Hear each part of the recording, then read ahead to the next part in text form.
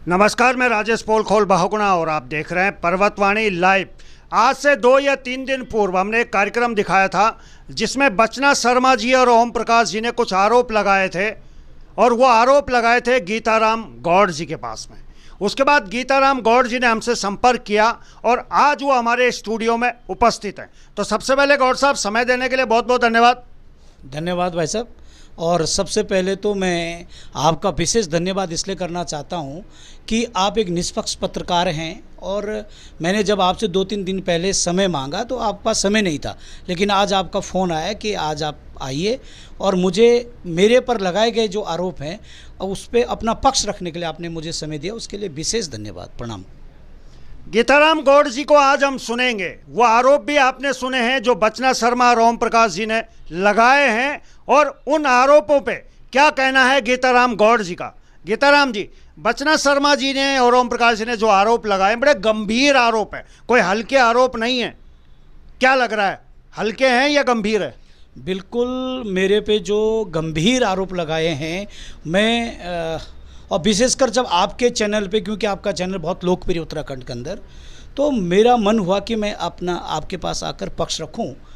मैं आपको बता रहा हूं भाई साहब, बचना शर्मा अपने आप में एक झूठ बोलने में माहिर, सातिर किस्म की और बहुत ही चालाक महिला है और 2017 से वो मेरे भाई के पीछे, मेरे परिवार के पीछे हाथ धो के पड़ी है। और वो कारण क्या है वो मैं आपके सामने, मैं लंबा नहीं लूँगा, जो उसने आरोप लगाए हैं उनका एक एक करके एविडेंस के साथ मैं आपके सामने अपना पक्ष रखना चाहता हूँ। तो नंबर एक जो उसने जो आरोप लगाती है मेरे पे कि गीताराम गौड़ गुंडा है, बदमाश है और गीताराम गौड़ ने हमारा उत्पीड़न कर रखा। भाई साहब, ये बताइए, मेरा ना उससे कोई लेना देना, आपके चैनल में वो कह चुकी है, बस मेरे गांव की है और ना मेरी जात बिरादरी की है। मैं गौड़ हूँ, वो शर्मा है, हमारा घर आमने सामने है, इसलिए मैं उसको जानता हूँ, बचपन से जानता हूँ। मेरे से वो 2 साल बड़ी भी हैं और उसके भाई से मेरे राजनीतिक प्रतिद्वंद्विता बहुत शुरू से है, छात्र राजनीति से ही है। जब मैं डीएवी कॉलेज में छात्र राजनीति में अध्यक्ष रहा हूँ, जौनसार बोर्ड छात्र संघ का डीएवी में, तब से मेरी है। तो अब वो सबसे पहले तो मैं आपको कहूँ, ये एक लेटर है जो उसने, ये नपल चाल साहब का है, ये मेरा नहीं है। ये एक आरोप पत्र ये होता है पोलखोल बहुगुणा साहब कि कोई आपके खिलाफ लिख दे तो उसकी जांच होती है, जांच को उपरांत अगर दोष सिद्ध होता तभी तो आप आरोपी होंगे। मेरे खिलाफ वो दिखा रही थी कि मैं गुंडा नहीं कह रही हूँ, खत बोंदूर के लोग गुंडा कह रहे हैं। एक पूर्व क्षेत्र पंचायत सदस्य कांग्रेस का ही था वो, रणवीर सिंह जी, आज बेचारे वो बीमार हैं और उन्होंने एक लिखा था, उनके साथ कोई विवाद हुआ था उसको लेकर के, लेकिन उस पर भी जांच हुई और वो झूठा साबित हुआ। उसको 2010 का लेके आई थी वो और आज 22 है, तो 10 साल पहले का एक लेटर लेके आई और बाकी वो खुद गुंडा कह रही है। गुंडा मैं तब हूँ जब मैं किसी कोर्ट से आरोपित हूँ या मैं मेरे पे कोई न्यायालय ने दोष वो किया हो, दोषित मुझे बनाया हो कि भाई इस आपके पर ये इस क्राइम का दोष है। वो कैसे मुझे गुंडा कह सकती है? एक महिला किसी को कैसे आरोपित कर सकती है? उल्टा मुझे अप्रिशिएट करना चाहिए, एक विसिल ब्लोअर के रूप में मेरे छोटे भाई ने पूर्व बीडीसी मेंबर होने के नाते एक जाली जनजाति का प्रमाण पत्र बना था, उसकी एक शिकायत की थी। 6 महीने उसका ट्रायल चला था साहब, और उस ट्रायल पे क्या उसका नाम, एक कमेटी बैठी जिसमें आप सोचो जिला अधिकारी के उस पे अध्यक्षता में, और एडीएम साहब उसमें बैठे, एसडीएम साहब उसमें बैठे, समाज कल्याण अधिकारी उसमें बैठे, वो जाली सर्टिफिकेट तक के। साहब, मैं ये नहीं समझ पा रहा हूँ कि आरोप आप भी लगा रहे हैं, आरोप लगा के वो भी चली गई है, ये आरोप प्रत्यारोप कब तक चलेंगे? और आरोप प्रत्यारोप ही है, सिद्ध भी मुझे नहीं लगता है कि दोनों की तरफ से सिद्ध हुआ है। आरोप वो भी लगा के गई है, आरोप आप भी लगा रहे हैं। नहीं भाई साहब, मैं तो आरोप नहीं लगा रहा हूँ ना, मैं तो कह रहा हूँ 2017 से वो मेरे पीछे पड़ी है। वो कहती है आप उनके पीछे पड़े, तो आप कह रहे हैं कि वो मेरे पीछे पड़ी है। तो झगड़ा ये है ना भाई साहब, झगड़ा आप देखियो भाई साहब, आप एक बहुत ही लोकप्रिय, और वो ये इसका झगड़ा है, मसला है क्या? मसला कुछ नहीं। ये देखो आप, जनजाति का जो फर्जी सर्टिफिकेट, आप पढ़ो भाई साहब। मैं कह तो रहा हूँ कि देखिए, कागज लेके वो भी आए, कागज लेके आप भी आए। गौड़ साहब, अब उसने जो कागज लाए वो उसके अपने शिकायत के थे, मेरे जो कागज हैं वो ये साइन है बाकायदा अधिकारियों का। ये कह रही है कि अगर ये प्रमाण पत्र फर्जी हैं तो मेरी बिटिया को एडमिशन कैसे मिल गया?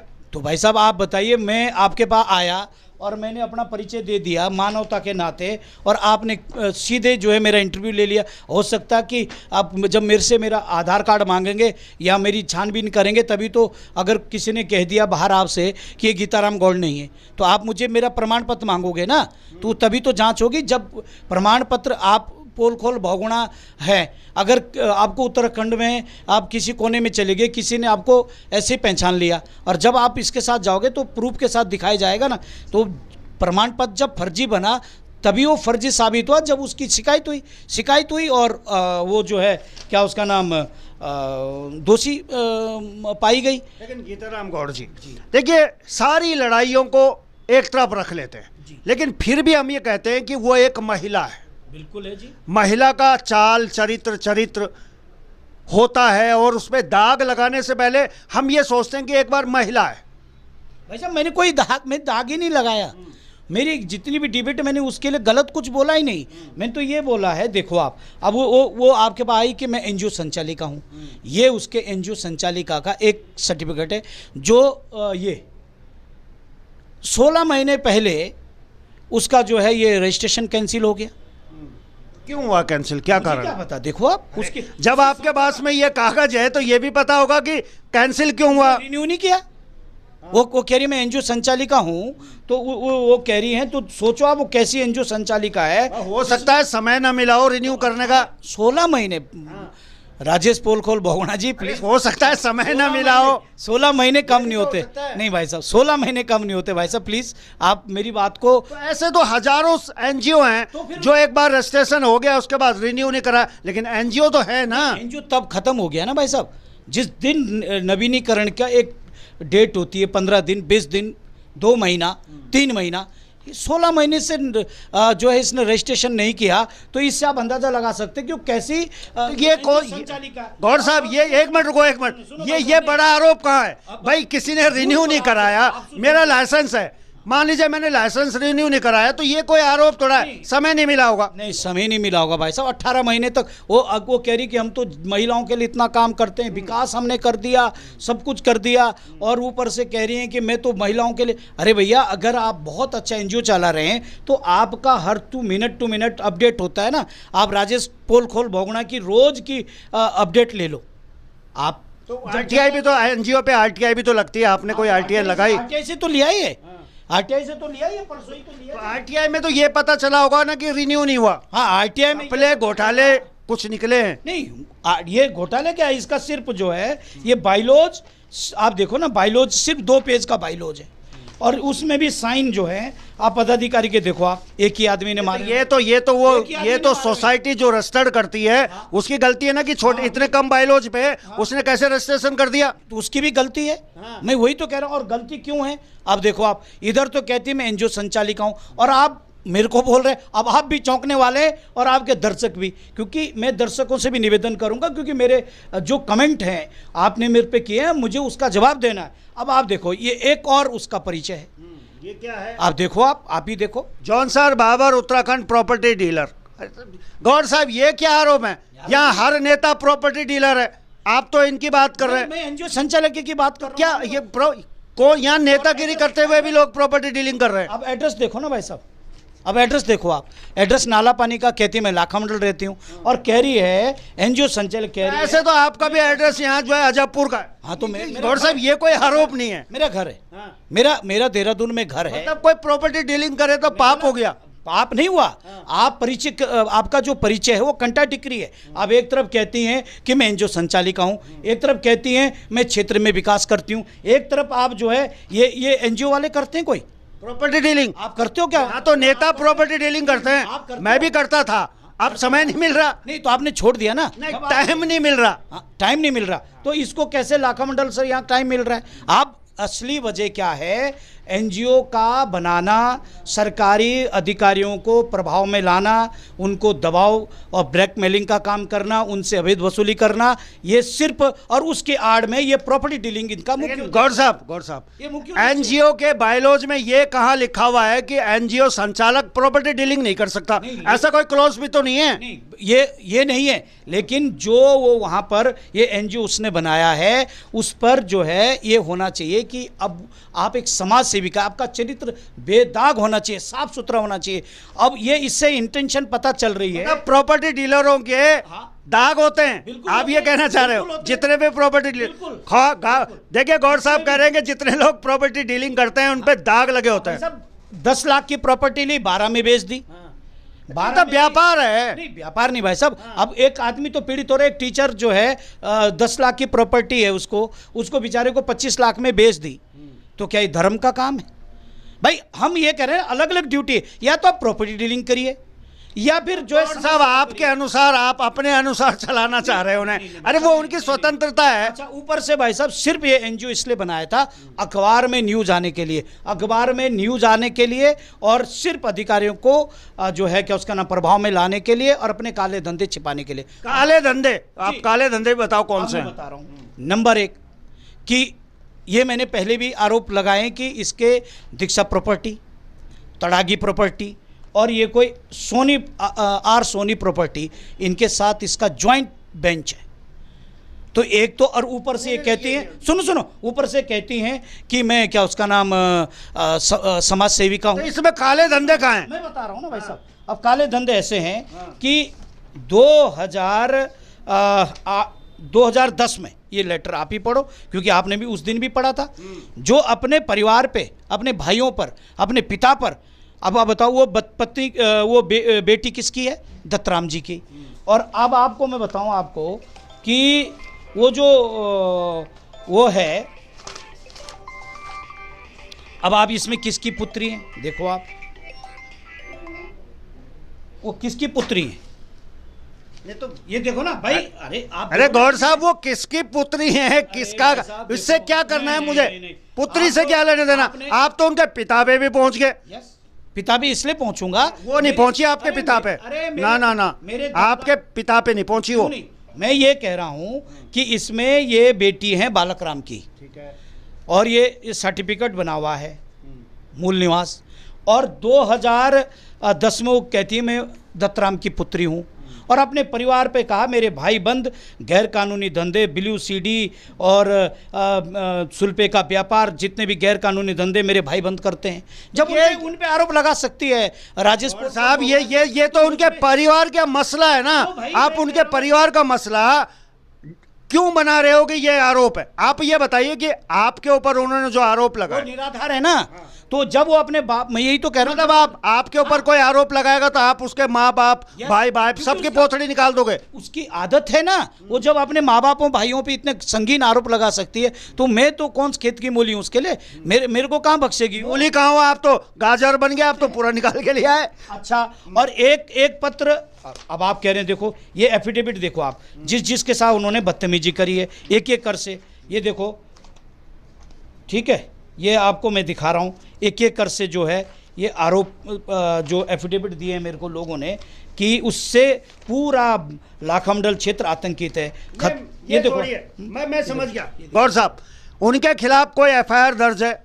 किसी थाने में कोई केस दर्ज? मुझे दिखाएं कहाँ है। दिखा रहा हूँ ना आपको। अरे भाई साहब, यही तो मैं आपको कह रहा हूँ, ये तो आपने, क्योंकि ऐसे ही आरोप उन्होंने आपके लिए दिखाए थे ना, तो हम भी कोशिश करेंगे कि अगर ऐसे कोई आरोप है तो आप बताएं। ये ना भाई साहब, उनके खिलाफ जो है, ये देखो आप, ये देखिए आप, ये देखो, जमानत पे चल रहे हो। मेरे खिलाफ जो उन्होंने सोशल मीडिया में बयानबाजी करी थी, उसकी हमने शिकायत करी, तो उस पर वो जमानत में चल रही हैं। आप देखो, आप पढ़ो आप।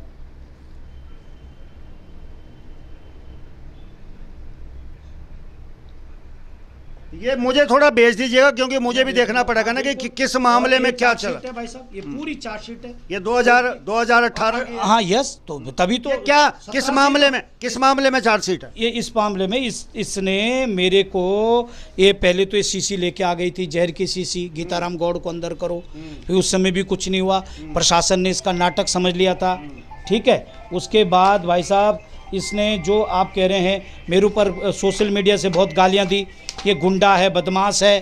तो फिर मैंने यही, जैसे आजकल चैनलों में कह रही है, मैंने कहा मैं किसी कोर्ट से आरोपित हूँ, ठीक है। और अभी मैंने भी जो है एक क्रॉस मुकदमा दर्ज कराया है, 4 तारीख के जो इंसिडेंट है उसमें मैंने भी एक मुकदमा दर्ज कराया है।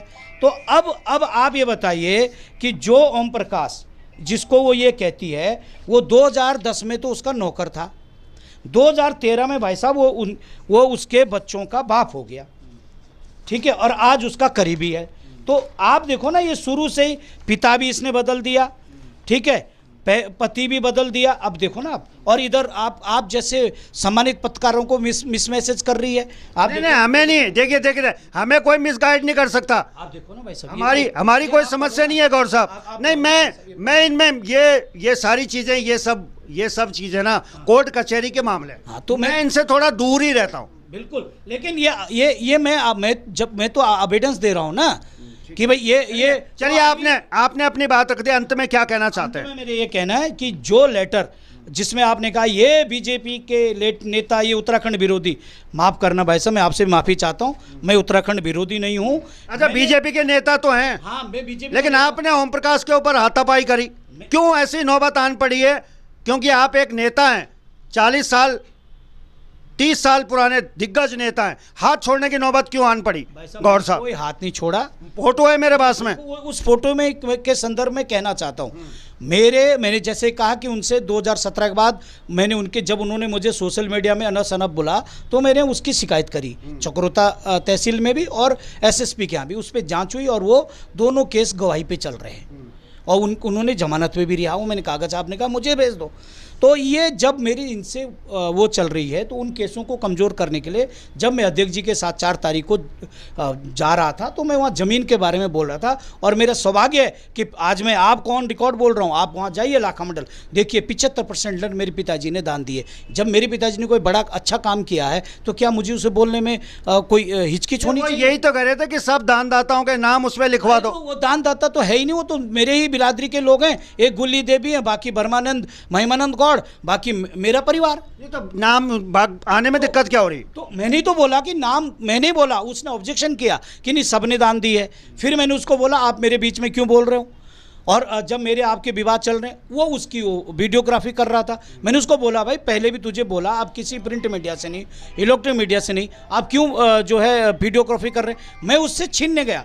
आप उस फोटो में आप देखिए वो नीचे थे। यदि मैं मारने के उद्देश्य से जाता या मेरे अंदर इतना गुस्सा होता, तो भाई साहब मैं लात भी तो मार सकता। तो नीचे था ना, और मैं तो उस पर एक हाथ मेरा रेलिंग पे है, तो मैं तो झुका हुआ हूँ, मैं तो उससे छीन रहा था। उसने दोनों हाथ नीचे पीट नहीं रहे थे, छीन रहा था। मैं मोबाइल छीन रहा था। चलिए ठीक है, वो भी क्लियर हो गया। एक लेटर और अंत में मैं कह रहा हूँ कि भाई साहब जिस लेटर में आप जैसे व्यक्ति को भी उन्होंने जो है मिस मैसेज किया, मैं फिर कह रहा हूँ, मेरे को मिस मैसेज कोई नहीं कर सकता, ना आप ना बचना शर्मा। तो सुनो भाई साहब, मैं भी कह रहा हूँ, ये वो लेटर है जिसपे मैंने महारानी साहिबा को नहीं लिखा था, मैंने जिले के सामान्य अध्यक्ष शमशेर सिंह पुंडीर जी को लिखा था। और मैंने कहा कि महारानी जी ने 5 लाख रुपए सैंक्शन किए हैं 19-20 के अपने सांसद निधि से। और इसमें आप पढ़ सकते हैं, इसमें लिखा हुआ है कि आप लाखा मंडल में बाजार में 5 लाख के टैंक की आवश्यकता नहीं है, क्योंकि वहाँ बाजार है, पानी तो वहाँ व्यापार के लिए होटल खुले, वहाँ से भी यात्री पी सकता है। मैंने ये लिखा है कि लाखा मंडल में 2 पाइपलाइन बनी हुई है, एक 1.5 करोड़ की, एक 3 करोड़ की। पानी की वहाँ कोई प्रॉब्लम नहीं। एक मिनट, मेरा स्लॉट सिर्फ 15 मिनट का, ज्यादा हो गया। सुलभ शौचालय के लिए बोला, वो मैं खत्म शॉर्ट में करिए। हाँ, मैं सुलभ शौचालय के लिए लिखा था, तो ये भी आरोप उसका गलत है। और रही बात उसकी, मैं आपसे भी निवेदन कर रहा हूँ, मेरे ऊपर जितने भी आरोप लगाए हैं वो बेबुनियाद हैं। और मैं सभी आपके व्यूअर्स से भी और आपके जो इस जो देख रहे हैं, क्योंकि वो यहाँ पर प्रेस करने का मतलब एक ही था। सर समय, हाँ चलिए, आपने अपने प्रश्नों का, उनके प्रश्नों का उत्तर दे दिया। छवि खराब करने के लिए ही वो प्रेस हुई है, बाकी इसमें कुछ सच्चाई नहीं है। मैं चाहता हूँ तहसील इस पे जांच करे, जो दोषी हो, मैं दोषी हूँ, मेरे खिलाफ कार्रवाई हो, मैंने भी एफआईआर उनकी करी है, वो दोषी हो तो उनके खिलाफ भी कार्रवाई हो। और मैं विशेषकर धन्यवाद इसलिए देता हूँ, आप बहुत आप सब बैठने का मौका मिला, इसके लिए भी आपका बहुत बहुत धन्यवाद। चलिए, समय देने के लिए बहुत बहुत धन्यवाद। धन्यवाद भाई साहब, प्रणाम। गीताराम गौड़ जी हैं और बचना शर्मा है। समझ में नहीं आ रहा कि ये पहाड़ों की लड़ाई जड़ जंगल जमीन की हुआ करती थी। रोजगार के लिए हम लोग लड़ते थे, लेकिन आज पहाड़ों में लड़ाई आपस में ही हो रही है। क्या होगा पहाड़ों का और क्या होगा इस लड़ाई का, ये तो वक्त ही बताएगा। लेकिन फिलहाल अभी के लिए बस इतना ही, देखते रहिए।